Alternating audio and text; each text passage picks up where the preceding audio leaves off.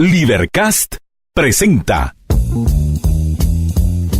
una producción de Libertópolis, donde nuestra misión es promover un mundo de personas libres y responsables en búsqueda de su felicidad.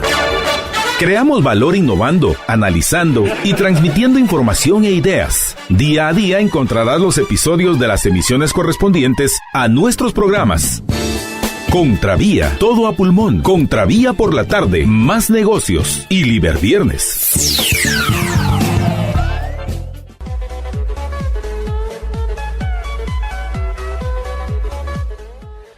Muy buenas tardes, estamos ya en Contravía PM, les habla María Dolores Arias y arrancamos nuestro programa. Bienvenidos a todos aquellos que nos van escuchando a través de la 102.1 FM.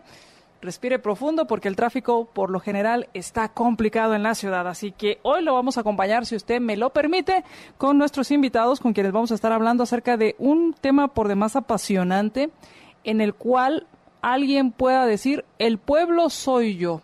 Y específicamente ahora que estamos hablando de las elecciones, aquellos que le digan el pueblo soy yo, ponga mucha atención porque de eso precisamente vamos a estar hablando en este programa. Así que muchas gracias a quienes ya están con nosotros, a quienes nos ven a través de facebook.com/libertopolis.com. Muchas gracias, compartan nuestra transmisión y más en esta época de elecciones. También a quienes nos ven a través de YouTube, nuestro canal es Libertópolis, y por Twitter @Libertópolis. Así que bienvenidos a todos. Y está con nosotros nuestros invitados, Lorena González Di Toto. Ella es cineasta, asistente de dirección, guionista, quien trabajó y participó en esta producción de un documental llamado El pueblo soy yo, Venezuela en populismo. Y también nos acompaña José Echeverría de Movimiento Cívico Nacional. Muy buenas tardes y bienvenidos. Muy buenas tardes, muchísimas gracias. Muy buenas tardes, María Dolores. Y bienvenida, Lorena, a Guatemala. Gracias. Cuéntanos este documental, cuéntanos cómo surge la idea de hacer este documental. Bueno, la idea original de la película vino de parte de Enrique Krause, el intelectual mexicano, que bueno, obviamente tiene mucho tiempo trabajando en defensa de la democracia, de ciertos valores democráticos, y él también tenía un interés desde hace muchísimos años por el caso venezolano. De hecho, él alrededor del año 2008, creo que fue, publicó un libro llamado El poder y el delirio, en el que estudiaba el caso y el personaje del presidente Chávez. Y bueno, viendo un poco el auge de estos movimientos y estas irrupciones populistas a lo largo y ancho del mundo, surgió su interés de generar un producto que permitiera difundir mejor las características y el caso del populismo como alerta y advertencia para otros países, de cuáles son las señales a las que hay que atender. Entonces, supo de Carlos Oteiza, el director del documental, un director venezolano, por tanto conocedor muy bien de la historia y de todo el periodo del chavismo en Venezuela, y que además tiene más de 30 años de trayectoria haciendo documentales históricos en Venezuela. Se pusieron en contacto y surgió esta idea y se le dio la luz verde a este proyecto de generar una película documental que tratara sobre el populismo visto o ejemplificado a través de lo que fue el chavismo y el personaje de Chávez en Venezuela. ¿Cuál fue tu participación en este documental? ¿Qué fue lo que hiciste? Fui, asistente de dirección y productora. Y ¿cuál fue la experiencia en cuanto a hacer este documental? ¿Qué fue las cosas que fuiste aprendiendo en el momento de ir haciendo el documental? Me imagino que entraste con una expectativa y de repente fue, no sé si migrando o se cumplió lo que tú pensabas, o ¿qué fue lo que pasó? Habíamos hecho películas anteriores con Carlos, ya había una metodología de trabajo que estaba más o menos definida y una relación de trabajo que ya estaba allí creada. Yo particularmente, todo documental parte de un proceso de, definir qué es lo que se quiere decir, que en este caso ya estaba muy claro, era hacer una alerta y una advertencia clara contra el populismo como un método de gobierno que destruye la democracia desde dentro. El tema era justamente cómo contar esta historia de manera que fuese efectiva, y en eso sí, estuve como muy desde el principio. Sobre todo, una ventaja que tuvimos fue en ese sentido. Carlos, como te dije, es un director que tiene muchísimo tiempo trabajando. Yo soy una persona de otra generación, entonces también ese contraste entre generaciones nos permitió ir evaluando el producto en función de cómo hablarle a distintas audiencias. Y un poco el tema era cómo contar esto de manera que sea efectivo. Entonces vimos que como el tema era el populismo más que la historia de Chávez o del chavismo, vimos que una visión cronológica quizás no era lo mejor, sino más bien temática. Entonces, cuando puedas ver la película y quienes vean la película se encontrarán que están como las distintas características del populismo, que es, bueno, la presencia de un líder carismático, la ruptura institucional, la polarización, están cada uno de esos capítulos y justamente explicados o ejemplificados a través de discursos de Chávez y estos analistas que te explican justamente cómo eso, el populismo se vale de estos elementos para penetrar y romper la democracia desde dentro. Que esto es muy interesante porque conforme ibas hablando, Lorena, pensaba cómo hacerlo y tú dijiste de manera efectiva. Y lo primero que pensé es, sí, cómo hacerlo sin llegar a una caricatura, sin llegar a esa burla en la cual ya no se pierde el mensaje y lo único que se trata es ridiculizar a alguien que es fácil ridiculizable, pero que no va más allá. Sí, está muy buena la pregunta porque justamente, y fue una preocupación desde el principio y algo en lo que estábamos muy conscientes era cuál va a ser el tono de la película y cómo vamos a controlar el discurso de manera que justamente no se vuelva una caricatura y no se vuelva propaganda antichavista o antigobierno, ¿no? Entonces, en ese sentido, o sea, el enfoque del documental es muy periodístico en cierta manera. Uh-huh. Obviamente tiene su postura y tiene una línea y un mensaje claro y directo, pero la verdad, o sea, lo que hicimos fue simplemente poner imágenes de Chávez hablando en sus discursos, que, bueno, habla por sí mismo, imágenes que grabadas por nosotros mismos de él, bueno, la basura en las calles, la gente comiendo de la basura, los hospitales en estado de deterioro absoluto, o sea, que también son imágenes que de cierta manera hablan por sí solas. Entonces, en ese sentido sí procuramos que el discurso del documental fuera lo más sobrio posible, porque la realidad venezolana al final es tan trágica que no necesita que uno la adorne demasiado para que el mensaje llegue claro y fuerte. Y no adornarle, que llegue claro y fuerte. Cuando ustedes hicieron este trabajo o empezaron a hacer las filmaciones, supongo que les quedó mucho material y tuvieron que decidir qué iba y qué no iba. Sí, no, total. De hecho, justo hoy en una presentación que hicimos en una escuela de cine en la UFM, hablábamos de que como en documental, o sea, tienes que buscar la mayor cantidad de material posible y eso, sales a la calle sin saber qué te vas a encontrar, tienes más o menos una idea de qué es lo que quieres, pero no necesariamente lo encuentras, o más bien te sorprende la realidad y logras capturar en cámara cosas que ni te imaginabas que podías. Y bueno, en ese sentido sí, obviamente nosotros pudimos haber grabado, no sé, 50, 60 horas de material y al final la película dura 1 hora y media, entonces sí. Hay que elegir qué grabar. Cuando estaban haciendo este trabajo y estaban trabajando en este material, ¿hubo temor respecto a la censura? ¿Temor en cuanto a su integridad o se sintieron relativamente seguros en lo que cabe?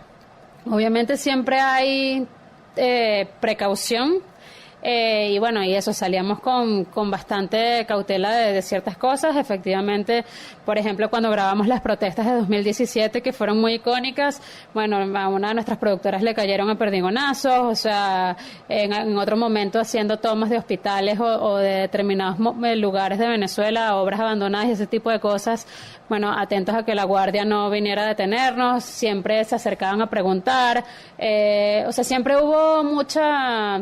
O sea, no quiero decir la palabra temor, pero sí uno trataba de manejarse con el mayor cuidado posible porque definitivamente en Venezuela hacer periodismo o hacer cualquier tipo de actividad que documente lo que está pasando no está bien visto por la autoridad y por el régimen. Entonces, no podemos decir que hubo censura o... Pero estaba latente esta situación. Sí, por tensa. supuesto. Había esa sensación de estar en un momento tenso y que no era muy libre a hacer las cosas que estaban haciendo y siempre estaban con esa tensión de que algo podía pasar. Sí, por supuesto. Eso siempre estuvo y también por esa misma razón nosotros manejamos con mucha discreción el hecho de que se estaba haciendo la película, no porque estuviéramos haciendo nada malo ni nada ilegal, simplemente porque queríamos llegar a ver el final de la producción de la película, no queríamos que se interpusieran ningún tipo de inconveniente que no nos dejara terminar. ¿Cómo se logra esto, Lorena, con tu equipo? ¿Cómo lo lograron? Porque esto me llama la atención, o sea, ¿cómo logras mantenerlo lo más,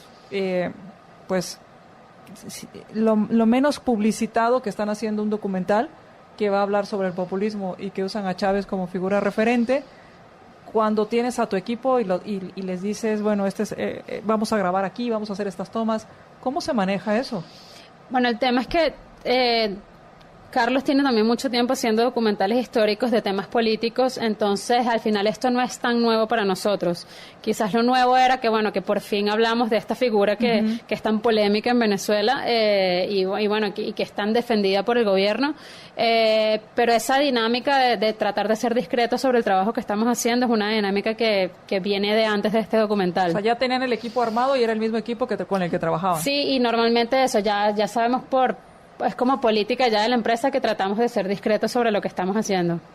Y en especial más en este caso. Por supuesto. Vamos a ir al corte y cuando regresemos me gustaría que habláramos un poco entonces en el momento de la filmación, que fue lo que más te llamó la atención. Luego, ¿cuáles son las lecciones que a ti te quedaron de haber hecho este proyecto? Okay. Y obviamente como venezolana, el entender, si te ayudó a entender más a fondo lo que pasaba en tu país.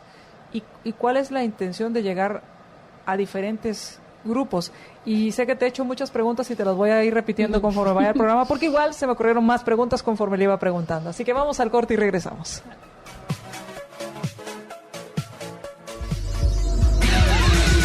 Libertópolis.com. Libertópolis.com. Ideas con valor.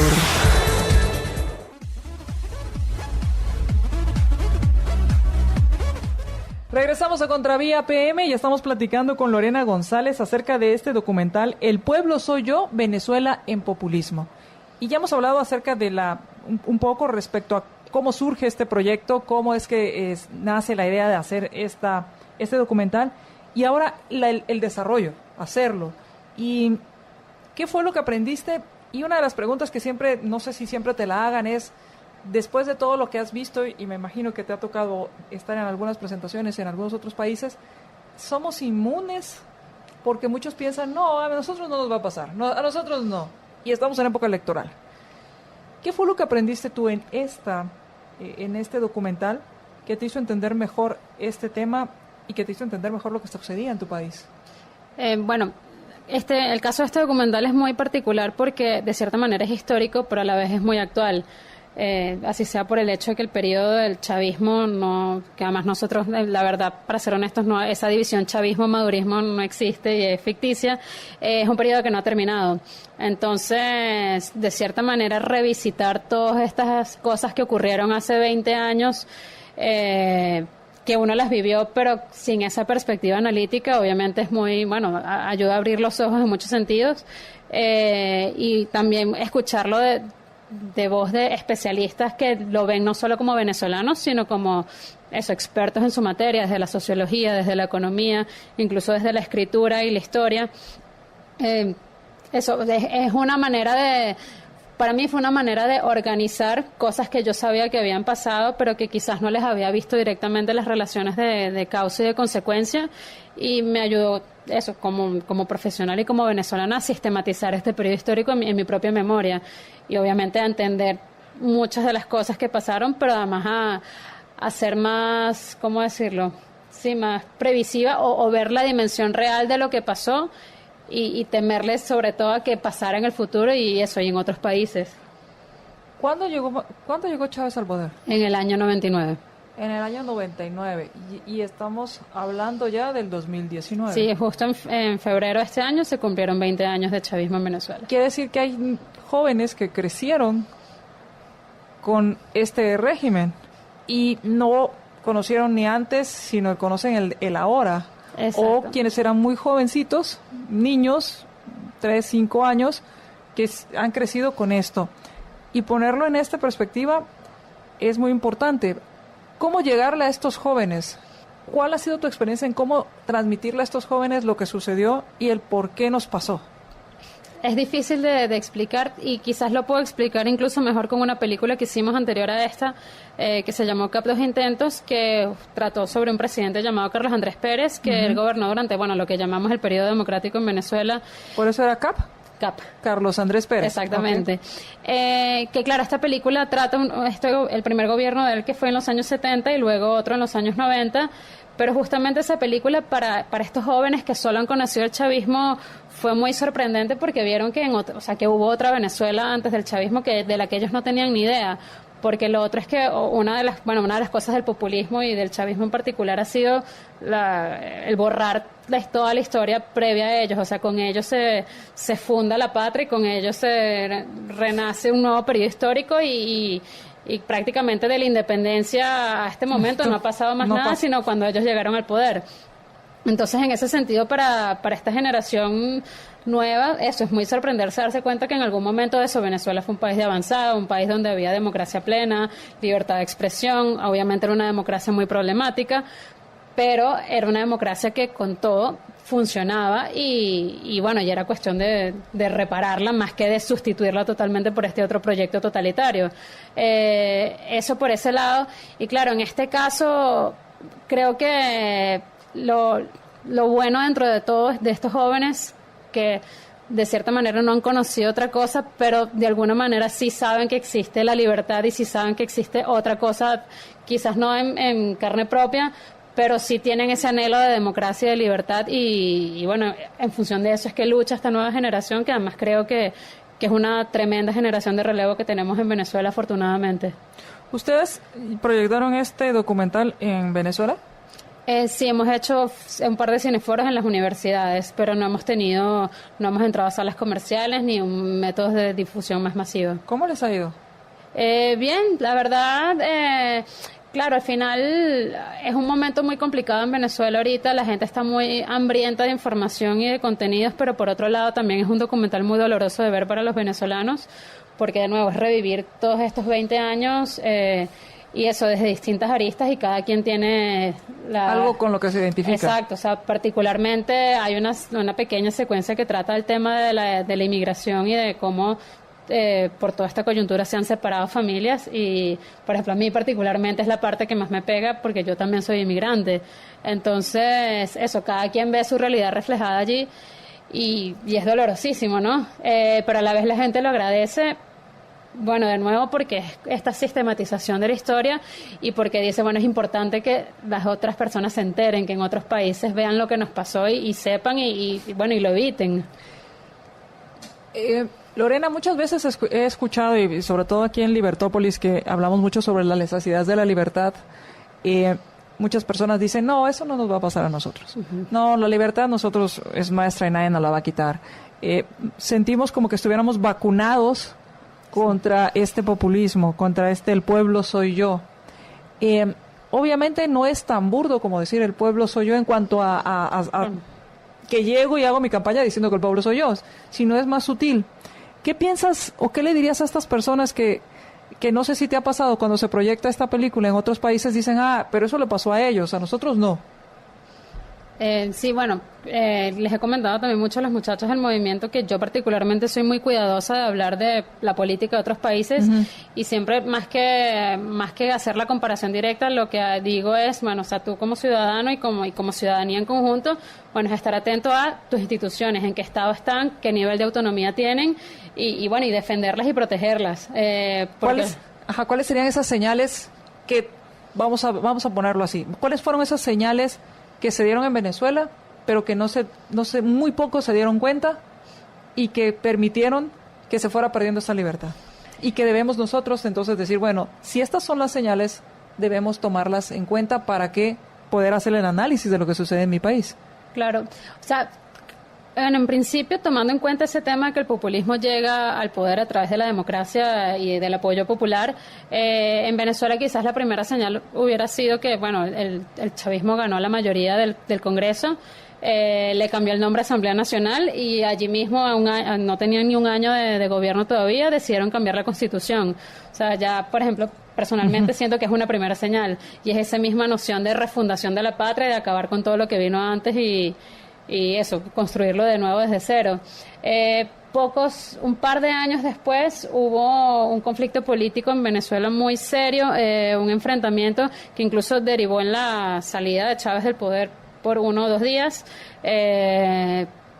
No se manejó bien, etcétera. Él regresó, pero claro, cuando Chávez regresó de nuevo a la presidencia, vino con ganas de venganza, por llamarlo de algún momento. Venía también una confrontación muy seria con la empresa petrolera venezolana, que era del Estado, pero se manejaba de manera autónoma. Chávez decidió que eso ya no podía ser así, que él como ejecutivo y tenía que tener control de la empresa petrolera, que además en Venezuela, siendo un país petrolero en el que más del 90% de los recursos del país vienen del petróleo, tener control de la empresa petrolera es básicamente tener control del país.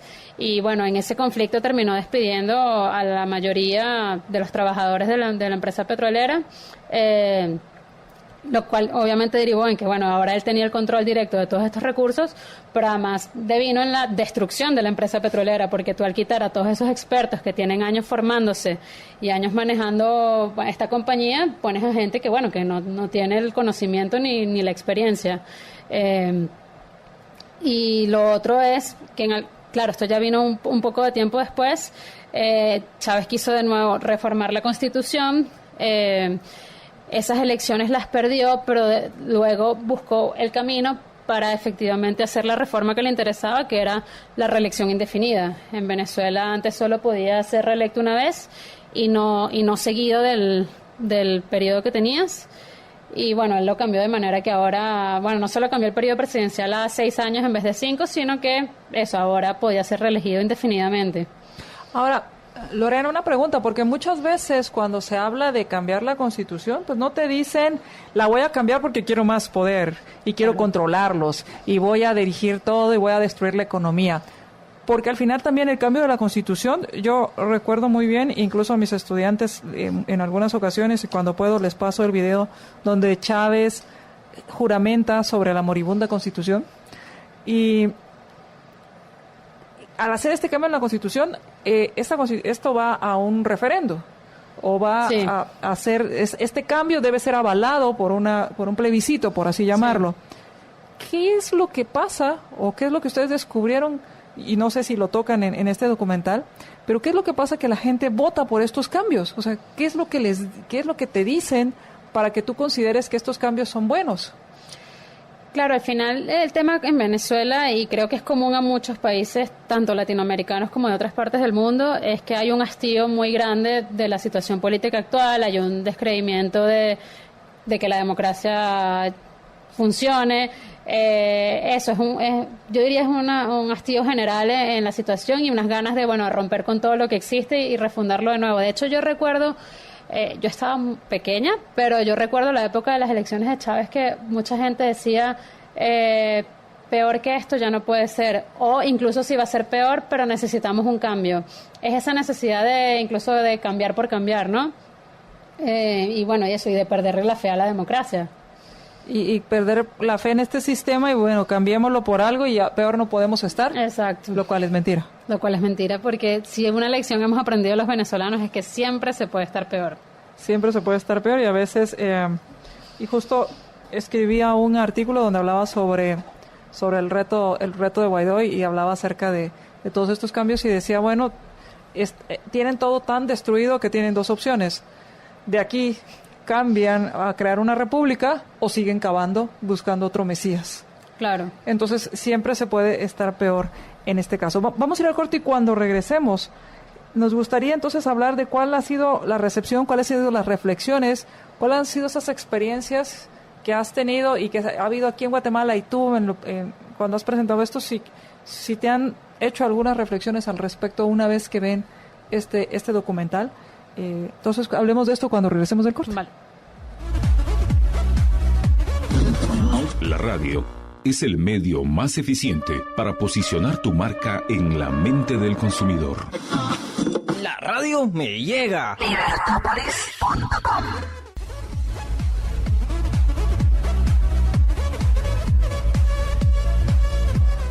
Regresamos a Contravía PM y estamos platicando con Lorena González con respecto a este documental El pueblo soy yo, Venezuela en populismo, y ya hemos hablado acerca de qué podemos aprender, hemos hablado acerca de cómo surge este documental, por qué hablar de este documental, y es muy interesante que cuando se discutía acerca de cómo hacerlo, se dieron cuenta que hacerlo de forma cronológica no tenía tanto sentido como hablar sobre el populismo y sus características y ejemplificarlo. Que al final creo que, y esto para mí ha sido muy valioso entender que parte del aporte que hace el arte a la sociedad es hacerlos abstractos en concretos, concretizar las cosas abstractas. Cuando hablamos de un Mesías, poner ejemplos de qué queremos decir con un Mesías y volverlo concreto para las demás personas. Entonces esto me parece a mí muy valioso por parte del arte y de quien hace arte. Y entonces, ¿cuál ha sido la respuesta que ustedes han tenido con respecto a este documental en los lugares que los han presentado? ¿Qué te han dicho? ¿Qué les han dicho al respecto? ¿Qué han comentado entre ustedes ya una vez visto, ya hecho el documental y que lo ven? Sí, yo creo que uno de los aspectos, María Dolores, muy importante, o la primera pregunta que surge en los distintos foros donde se ha presentado es ¿cómo evitamos que en Guatemala pase esto? Porque como bien mencionabas, en el documental se van presentando, por así decirlo, una especie de checklist, una lista de cuáles son esas características del gobernante populista, que se pinta al pueblo como el único que tiene la solución a los problemas, busca la polarización, la famosa frase de Chávez, o están conmigo o en contra de mí, y otras características que va marcando que cuando las personas de Guatemala, en las proyecciones que hemos tenido, han visto el documental y se ha discutido posteriormente, dicen: sí, es cierto, el populismo es un fenómeno político que está presente en las democracias. Y entonces hay que identificarlo para evitarlo. Claro, y aquí yo creería que las democracias son las más propensas al populismo versus las repúblicas, que yo sí soy más enfática en hacer esa división entre república y democracia y entender las diferencias y por qué es tan fácil en una democracia caer en populismos y por qué con una república es mantener una constante vigilancia para no derivar en elementos democráticos incrustados en esta república que deriven en este populismo. Entonces, una de las preguntas es, ¿cómo no caer en esto? ¿Cómo no caer en esto? ¿Qué piensas tú? Yo creo que cómo evitarlo es lo que mencionabas antes, María Dolores. La república y las instituciones que limitan el poder y protegen las libertades individuales son sagradas, no las podemos perder, no las podemos negociar, y yo creo que ese es el gran peligro o la amenaza que muchos dicen o piensan: bueno, hay un líder político que está ofreciendo salvar al pueblo, darle ciertas comodidades, violando ciertos derechos individuales, entonces se vale. Entonces yo creo que ahí es donde se empieza a dar ese poder absoluto, y yo creo que, como bien mencionabas, la libertad es algo que no se puede negociar y no se puede aceptar su violación de ninguna forma. Y entonces ahí es donde hablamos del tema de que hablabas, Lorena, acerca de ese hastío, porque por lo general hemos hablado de hastío, y yo lo vi en México. Estaban hartos de un partido, cambian, le dan la oportunidad en 2 periodos, regresan al anterior y dicen: ya no podemos estar peor. Exacto. Vamos a elegir a este que es por lo menos diferente. Claro. Y esa no es una razón para elegir a un candidato, y hay que poner más atención en cuanto a qué es lo que está ofreciendo y que si cumple con algunas de estas características que ustedes muestran en el documental. Claro. Para no cambiar por cambiar. Exacto. Y como decimos aquí en Guatemala y en muchos lugares, caer del fuego al asador o de las llamas a las brasas. ¿Y qué ha pasado con este documental? ¿Dónde lo han presentado? ¿Qué ha participado en algunos festivales? ¿Cómo le ha ido? Bueno, la verdad, bastante bien. Nosotros estrenamos en salas de cine en España, estuvimos en varias ciudades allá. ¿Esto cuándo fue? En octubre del año pasado. Ok. Que bueno, que además algo gracioso que pasa con el documental es que la realidad venezolana es muy cambiante. Entonces nosotros en octubre estrenamos, por lo que terminamos la película en septiembre, pero ya no han pasado ni 6 meses y ya la realidad venezolana es distinta y es mucho más grave incluso de lo que muestra el documental.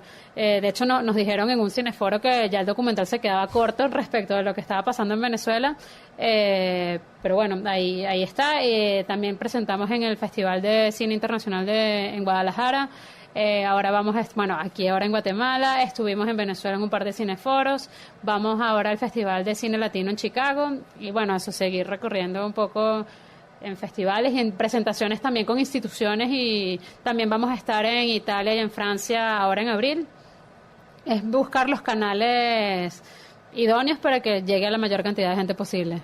Al final, la idea es entender qué sucedió en Venezuela y entender que nadie es inmune a esta situación. Exactamente. Al pueblo soy yo, y es que al final es muy tentador o es muy seductor el decir, bueno, el candidato, quien sea, se identifica conmigo y es pueblo. Y entonces, como es pueblo, me entiende. Claro. Y sabe lo que yo quiero. Y me va a dar lo que necesito. Claro, y además es la distancia entre saber lo que necesitas y que efectivamente tiene la experiencia y las herramientas para lograr que se dé. Porque también una de las cosas que dice el documental es que el gobernado no siempre hace contraloría o nunca hace contraloría de que el gobernante esté cumpliendo con sus promesas y con lo que ofreció. Le basta con que se lo prometan y con sentirse identificado con esa persona que está en el poder. Y al final, un aspecto ahí que a mí me pareció también interesante, que se puede ver en el documental y en estos populistas, es que el término o el concepto del pueblo lo sustituyen a los individuos, porque el pueblo no tiene derechos, obligaciones, no reclama que se cumplan o que se verifiquen sus derechos individuales, su libertad, sino que es algo muy abstracto, y entonces sustituyen a los individuos o a los ciudadanos con el pueblo. Chávez nunca hablaba de los ciudadanos, nunca hablaba de los individuos, sino él hacía alusión al pueblo como ese término, esa masa abstracta que lo apoyaba irrestrictamente en lo que él hiciera y que iba a obedecerle también. Y que además me imagino que en algún momento se inventaba lo que él quería que el pueblo dijera, para él hacer lo que según él decía, el pueblo le pedía. Y entonces al no haber alguien que diga yo soy el pueblo, o sea, yo soy Juan Pérez, y entonces claro, yo no quiero eso, entonces él podía hacer el discurso que quisiera utilizando esa figura llamada pueblo. Y ahora que están haciendo, que han hecho este documental y que han visto las reacciones, ¿qué les queda a ustedes como aprendizaje en el ámbito profesional y en el ámbito personal? Bueno, en el ámbito profesional, lo que después de haber hecho este trabajo, que de nuevo, de cierta manera tuvo muchas características de trabajo periodístico, a mí particularmente me queda una enorme admiración por el periodismo venezolano, que contra viento y marea está allí informando, con todo en contra, con el cierre de los medios independientes, porque ya no hay papel para imprimir periódico, porque cerraron los canales de televisión que tenían una línea editorial en contra. Y entonces a través de las redes están allí haciendo el trabajo que tienen que hacer, que es informarnos a los venezolanos.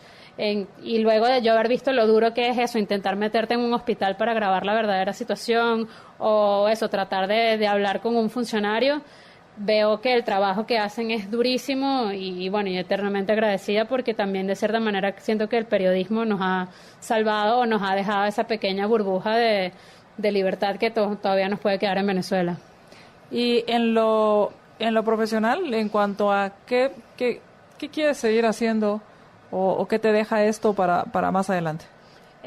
Bueno, la verdad, el documental como herramienta de mostrar la realidad y de transmitir una tesis, porque el documental al final no es un trabajo periodístico objetivo, siempre tiene una punto que demostrar. Una postura. Sí, uh-huh. Pero siento que es una herramienta valiosísima y yo particularmente me quedo con ella, o sea, siento que es en lo que me gustaría seguir trabajando, porque así como está el caso venezolano o el caso de Chávez, hay miles de temas venezolanos y miles de temas que seguir hablando en el mundo, ¿no? Claro, y podríamos hablar del pueblo soy yo y podríamos poner Venezuela, Nicaragua, y así podríamos llegar. Y muchos quisiéramos que esa coma no agregara a nuestro país, pero eso depende de nosotros. Exactamente. De cada ciudadano. Y para finalizar, me gustaría que habláramos entonces en el cuanto a, ya me has dicho, bueno, he aprendido lo difícil que es la profesión de ser periodista en un país donde no hay libertad. Uh-huh. En este caso lo aprendí en Venezuela, pero pudo haber sido en otro país donde no haya libertad. Claro. ¿Y qué le dirías o qué pensarías de todas estas personas que están hablando y diciendo hay que cuidar la libertad, tengan cuidado con lo que está pasando? ¿Qué mensaje les dirías a estas personas y a los que escuchan esto? Bueno, o sea, de cierta manera es un público que ya está comprado, entre comillas, porque, bueno, gente que ya tiene la certeza o sabe que hay que tener cautela con estos discursos que venden una cosa y que terminan siendo otra, ¿no? Al final, sí, creo que vuelvo al mismo mensaje de cómo cuidamos nuestras instituciones y sobre todo cómo estamos atentos a no entregar el poder absoluto a un solo gobernante o a una sola persona. Cómo logramos que que la gente con la que nos rodeamos sea la más preparada y no la más leal. Eso, y al final en la educación y en la formación está todo, ¿no? Estar bien informado. Exactamente. José. Sí, yo creo que un primer aspecto fundamental es que tenemos que valorar individualmente nuestros derechos individuales, nuestra libertad, saber que no es negociable estos derechos individuales, también reconocer y saber que en todas las democracias, especialmente en las democracias latinoamericanas, el fenómeno político del populismo está allí, está latente, y como mencionaba María Dolores, depende de los individuos en una sociedad qué tanto puede llegar a escalar o qué tanto puede llegar a desarrollarse ese populismo. Es contradictorio porque mientras mayor libertad económica tengamos, mientras tengamos una república más fuerte, mayor oportunidad habrá para los individuos, y eso también combate el populismo porque disminuye esa capacidad de poder vender al pueblo, como mencionamos anteriormente, que al final no es nada, soluciones sencillas a problemas que realmente son complejos. Para quienes nos preguntan, ¿dónde lo pueden ver? Bueno, por el momento, como te comenté, estamos haciendo la ronda de festivales. Lo que sí les recomendaría es que estén atentos a nuestras redes sociales, @elpueblosoy, todo pegado, tanto en Twitter como en Instagram como en Facebook. Allí siempre estamos anunciando qué próximas presentaciones tenemos y eventualmente cuando haya un mecanismo de difusión más masiva, sea que, no sé, saquemos a la venta DVDs o esté en alguna de estas plataformas tipo Amazon o Netflix, también lo informaremos por allí. Perfecto, entonces en @elpueblosoy. Muchísimas gracias. Muchas gracias, María Dolores. Que tengan una excelente tarde. Vamos a nuestro siguiente programa de Más Negocios.